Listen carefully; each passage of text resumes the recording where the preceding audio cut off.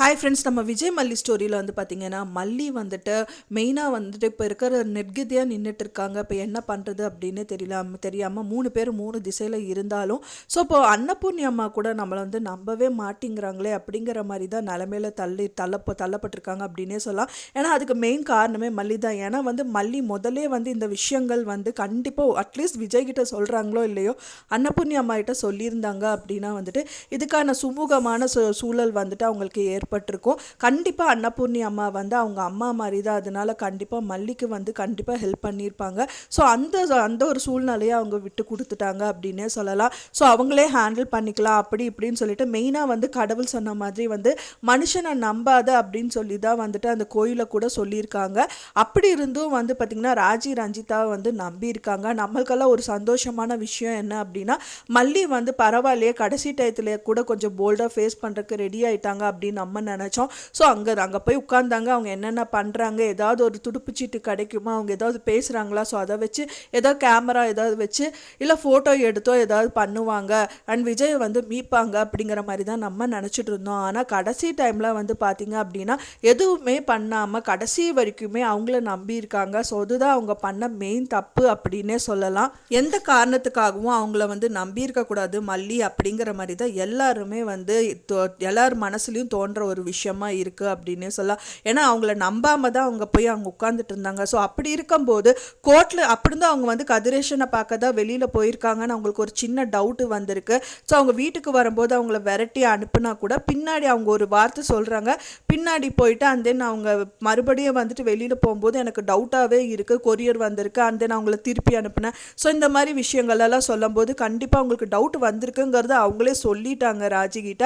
இருந்தும் வந்து பார்த்தீங்க அப்படின்னா ஏன் அவங்கள நம்பி அந்த விஷயத்தை எல்லாமே பண்ணாமல் விட்டுட்டாங்க அப்படிங்கிற மாதிரி தான் கொஸ்டின் மார்க் இருக்குது.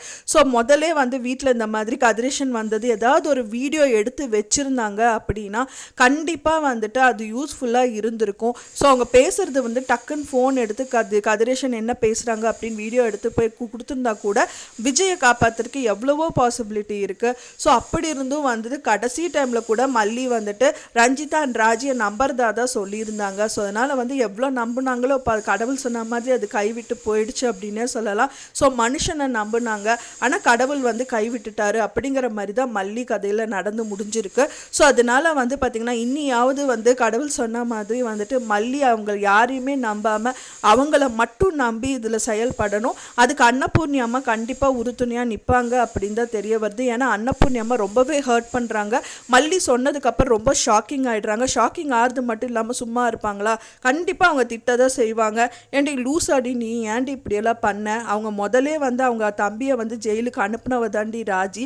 ஸோ அப்படி இருக்கும்போது நீ ஏன்டி வந்து இந்த மாதிரி விஷயங்கள் வந்து ஒன்றா மாப்பிள்ளைகிட்டயோ எங்கிட்டயோ சொல்லியிருந்தால் ஏதாவது ஒரு சுமூகமாக முடிவெடுத்திருக்கலாம். நீ எதுக்கு போய் வந்து டைவர்ஸ் பெட்டிஷனில் சைன் பண்ணி கொடுத்தா? ஸோ அதுவே அவங்க இப்போ டைவர்ஸ் பெட்டிஷன் சைன் பண்ணி கொடுத்து என்ன பிரயோஜனம், அவள் ஜெயிலுக்கு அனுப்பிட்டால மாப்பிள்ளையா. ஸோ அந்த மாதிரி இவங்க கிட்ட நீ ஏன்டி இப்படியெல்லாம் பண்ணுற, போட்டு வாங்கியிருக்காங்கடி, சரி ஒரு கல் போட்டு பார்க்கலாம், ஸோ இது கிடச்சிது அப்படின்னா இது ப்ளஸ் பண்ணிக்கலாங்கிற மாதிரி அவங்க பண்ணியிருக்காங்க.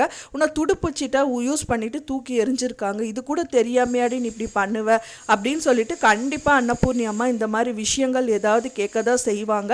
கேட்கறது மட்டும் இல்லாமல் இதுக்கப்புறமும் விடக்கூடாது அப்படின்னு சொல்லிட்டு சரி இப்போவும் எதுவும் கெட்டு போகலை, வா நட நம்ம பார்த்துக்கலாம் அப்படிங்கிற மாதிரி சொல்லி மல்லிக்கு பின்னாடி அவங்க வரதான் செய்வாங்க. மல்லி ராஜி சொன்ன மாதிரி சைன் பண்ணி கொடுத்தது தான் தப்பு. அவங்கக்கிட்ட வந்து அவங்க நடித்த மாதிரியே பொய்யா நடிச்சுட்டு கூட அங்கேருந்து வந்திருக்கலாம். அதுக்கப்புறம் அவங்க டைவர்ஸ் பெட்டிஷனை விஜய்கிட்டயோ இல்லை அன்னபூர்ணி அம்மாக்கிட்டேயோ காமிச்சிருந்தா கண்டிப்பாக இது ஒரு சுமூக நிலைமையில் கொண்டு போய் விட்டுருப்பாங்க. இப்போ வந்து என்னதான் இருந்தாலும் அவங்க சைன் பண்ணி கொடுத்தாலும் விஜய் வந்து ஜெயிலுக்கு போயிட்டாரு. ஸோ இவங்களுக்கு எந்த ஒரு ஆதாயமும் இல்லை. ஸோ இவங்களோட லைஃப்பை தான் டோட்டலாக விட்டுட்டு உட்காந்துட்டு இருக்காங்க அப்படின்னே சொல்லலாம். இப்போவும் ஒன்றும் கெட்டு போகலை, ஆனால் விஜய் மனசில் மல்லி தான் இருக்காங்க. ஸோ அது எப்போவுமே மாற்றவே முடியாது. ஆனால் இப்போ இருக்கிற சூழ்நிலையில் விஜயை வெளியில் கொண்டு வரணும் அப்படிங்கிறது தான் மெயினாக தீவிரமாக எல்லாருமே பார்த்துட்டு இருப்பாங்க. அதுக்கு மெயினாக வந்து வித்யாமாவோட அசிஸ்டன்ட் கிட்ட தான் வந்து முதல் டீல் பண்ணிட்டு இருந்தாங்க. அவங்களையும் வந்து ராஜி வந்துட்டு அவங்க ஆட்களை மாற்றிட்டாங்க, மிரட்டி உருட்டி அவரையும் வந்து கேஸை எடுக்க முடியாத அளவுக்கு பண்ணி வச்சுருக்காங்க. ஸோ புது வக்கீலை ஒன்றா பார்ப்பாங்களா இல்லை அதே வக்கீலுக்கு போயிட்டு என்ன நடந்ததுன்னு சொல்லி அவங்கள மிரட்டி கேட்பாங்களா அப்படிங்கிற மாதிரி தான் வந்து எபிசோட்ஸும் இன்னைக்கு கொண்டு வர இருக்காங்க. அதுக்கு அன்னபூர்ணி அம்மா உறுதுணையாக இருப்பாங்க. அதுக்கு உறுதுணையாக அரவிந்தையும் கூப்பிட்டுக்கிட்டா ரொம்பவே நல்லா இருக்கும் அப்படின்னு தான் எதிர்பார்க்கப்படுது. ஏன்னா அரவிந்துக்கு தெரிஞ்ச அவரும் ஒரு பக்கம் திட்டுவார். ஏங்க எங்கிட்டயாவது சொல்லியிருக்கலாம் இல்லை மல்லி, சொல்லியிருந்தீங்கன்னா கண்டிப்பாக நான் ஹெல்ப் பண்ணியிருப்பேன்ல, நீங்கள் ஏன் இந்த மாதிரி விஷயங்கள்லாம் பண்ணீங்க? அவர் எனக்கு எங்கிட்ட கொடுத்து லாக்கெட் பண்ணுன்னு சொன்னோன்னே அவ்வளோ சந்தோஷப்பட்டேன் நான் தான் தெரியுமா. அப்படி இருக்கும்போது நீங்கள் அழகாக சைன் பண்ணி கொடுத்துட்டு வந்திருக்கீங்க. உங்கள் வாழ்க்கை அவர் இப்போதான் மல்லி உங்களை லவ் பண்ணிட்டு இருக்காரு. அந்த டைம் பார்த்து நீங்கள் வேண்டான்னு சொல்லி ஏன் நீங்கள் இப்படி இந்த மாதிரி விஷயங்கள் எல்லாம் பண்ணீங்க அப்படின்னு சொல்லிட்டு அவரும் கேட்க தான் செய்வார் அப்படின்னு தான் எதிர்பார்க்கப்படுது.